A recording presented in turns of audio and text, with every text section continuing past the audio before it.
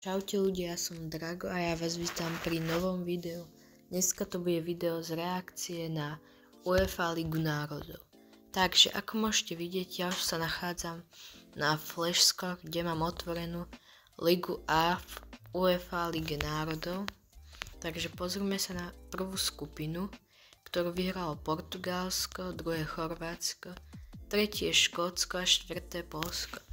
Osobne prvé Portugalsko sa dalo čakať, vyhralo prakticky, ani jeden zápas neprehralo.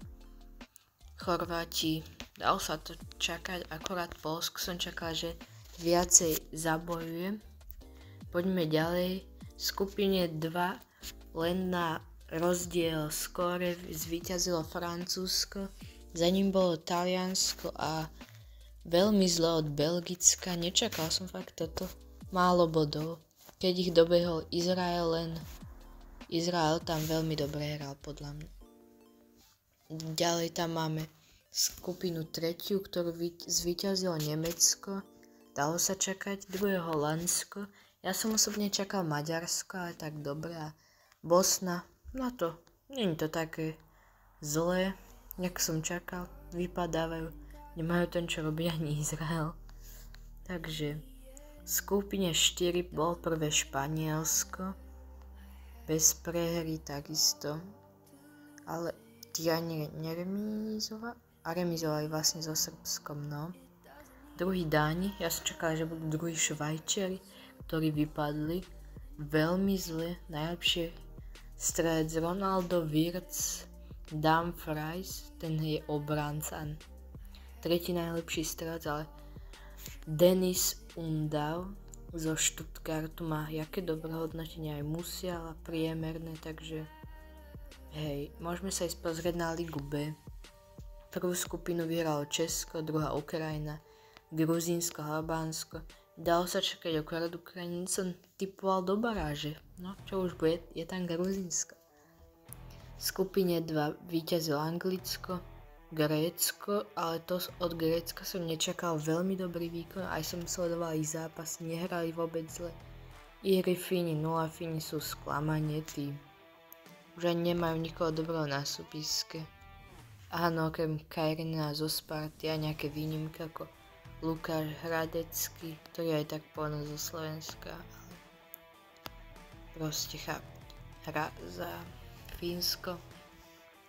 Nórsko v skupine 3. Nórsko vyhralo. Čakal som, že Rakúsko to bude, ale určite v pohode výsledok celkom. Tretie Slovinsko, Kazachstan, na to, že oni nedali gól a remizovali. Kým remizovali s Nórskom, to sme ani nevedeli. Vypadávajú do Ligy C, ak nepostupujeme, možno s Kazachstanom. V skupine 4 prvý Wales, nečakané, druhé Turecko, ja som čakal Turecko, že bude prvé, tretí Sladná a Čierna Hora vyhrala len posledný zápas, sa mi zdá, no ináč nič, Čierna Hora je extrémne sklamanie. Liga C, no v skupine prvý Švédi, sa dalo čakať, Gyökeres, Išák, ale my máme Škriniara, Lobotku, strelca a druhý podľa mňa ideme do baráže, podľa mňa v pohode. Estónci, akurát, Azerbajdžan. Snažili sa, nehrali proti nám až tak zle, ale osud je osud.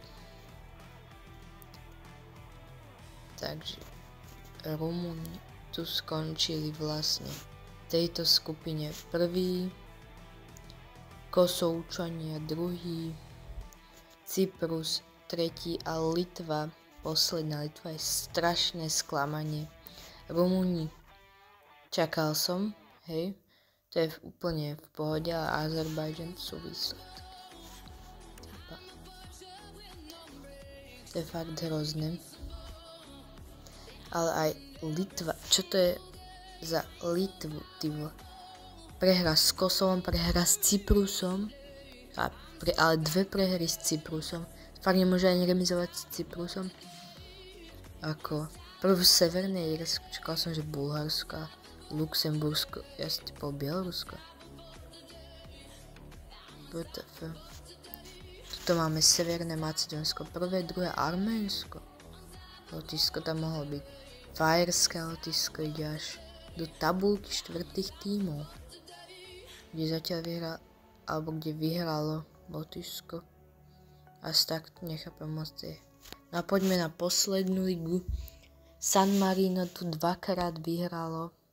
A to proti Lichtensteinsku a teraz ešte s Lichtensteinskom dvakrát a potom remizovala s Gibraltarom.